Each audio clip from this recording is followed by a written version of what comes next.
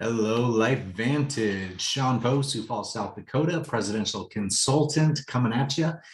This is going to be on the enhanced compensation plan for Lifevantage. We're going to walk through a real brief summary of the consultant path. So let me share my screen. All right, so the ranks in the company go from consultant and consultant one up to presidential consultant or PC1. You can see the different ranks there. There's going to be 4 different levels really of consultant, and then consultant 1, 2, and 3. We've got senior consultants, 3 ranks there. Managing consultant, another 3 ranks. Executive consultant has 4 levels, and then presidential consultant at the top. Personal purchase cap. So qualifying for different areas of the compensation plan, a portion can be counted on your personal purchases, but you can see across the board, regardless what rank, 150 of your personal orders can count towards these different bonuses, and also the sales volume requirement. So that second line after personal purchase is the sales volume requirement for you to get paid at a specific rank. Again, the personal purchase portion can count towards that, but you don't have to have any personal purchase requirement there. So the sales requirement, you can see starting at C1, consultant 1 is 150. That can be your personal orders and any of your personally enrolled customers, the volume that they're ordering, and it can be comprised totally of the customer side. It's going to go up to 200 at consultant 2, 250 at consultant 3. Then it's going to stay at 300 for the rest of the ranks, senior consultant 1 up through presidential consultant 1. So that 300 that you're seeing at senior consultant 1 up through presidential consultant, again, it can be a combination of your personal orders up to a max of 150, and then it's going to be offset with the rest of the volume that you acquire from personally enrolled customers. Group sales volume. So that is the amount of volume that you and your customers are doing, and then any consultants that are underneath you and their groups as well is all added together for group sales volume. You can see at consultant 2, that's really the first rank requiring it. You're going to need 500 there.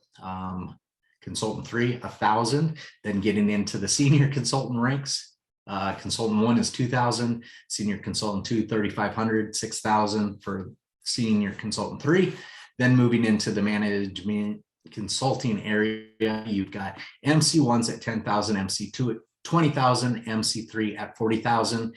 EC1s are 80,000 in the executive consultant area, 150,000 for EC2, 300,000 EC3, 600,000 for EC4, and then presidential consultants, 1 million in group volume. So all of that volume is needed, but then there's also a maximum that you can take from a given leg in your organization. A leg is simply either your basket of customers, that's going to be one group that can be considered in your volume, and then any personally enrolled distributors that remain frontline to you, they will start a new leg in your organization. So let's say you have your group of customers here, maybe it's 10,000 in volume in customers.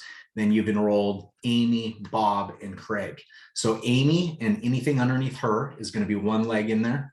Bob, anything under Bob is going to be there as a second leg. And then a third leg will be Craig and his volume. And then again, outside of all 3 of those, you have your bucket of customers that you've enrolled that counts as volume as well too. So the maximum volume rule that you see on that last row is just the maximum amount you can take from any one of those 4 areas that I just described. So at consultant 3, let's say you have 750 in customer volume, then you could count off of Amy 250 of her volume to qualify you for C3.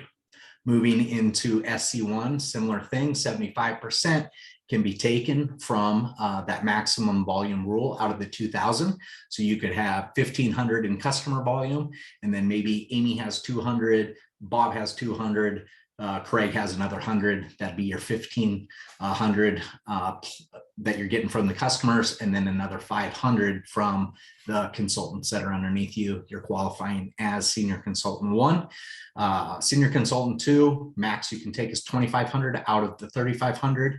SC3, you're looking at 4,000, or 2/3 of the volume, roughly 67%, can come from your strong leg. Moving into the MC1, at 10,000, 60% can be taken from one strong leg. The rest has to come from outside. So in the examples again that I was giving you, let's say Amy's leg has 8,000 total in it. You could only count 6,000 of the 8,000 that Amy has to qualify for MC1. The rest would have to come from your customer bucket, Bob's leg, Craig's leg. Okay, you can only take out of the 8,000 that Amy has for you to qualify for MC1. You can only count 6,000 of that. Moving into MC2, it's 20,000, so it's 50% that you can take from the strong leg at that point. Same with the MC3. Out of the 40,000, 20,000 can come from one group. So again, let's say Amy's crushing it. She's got 30,000 in volume. You've got 10,000 in customer volume, and then 10,000 under Bob and Craig. So the 10,000s are fine because they haven't met that maximum volume rule. But if Amy's at 30,000 and you're trying to qualify for MC3, you can only count 20,000 of her 30,000 in volume for MC3.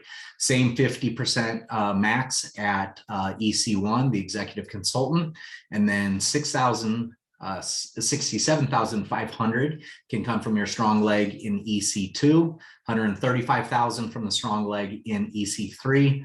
EC4 is at 270,000. And then again, 45% you can take from your strong leg to qualify as presidential consultant. Hope that gives you a little bit of clarity on the consultant path and the different ranks that we have inside of Lifevantage.